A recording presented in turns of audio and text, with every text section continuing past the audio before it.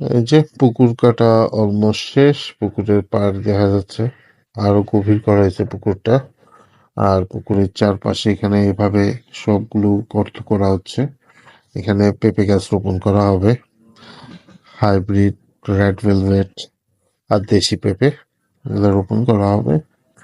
So এই পেঁপে গাছগুলো রোপণের আগে কিভাবে করতে হবে, সার কিভাবে দেয়া হবে সেটা নিয়ে বাবা একটু বলছিল আর কি, যে নিচে হবে সব লতা পাতা, উপরে হবে গোবর, আর এর উপরে, সবার উপরে হবে লাস্টে উপরের মাটি আর ভার্মি কম্পোস্ট সার দিয়ে মিক্স করে গাছটাকে রোপণ করতে হবে, যাতে খাবার দাবার দিয়ে একসাথে করে ফেলা যায়।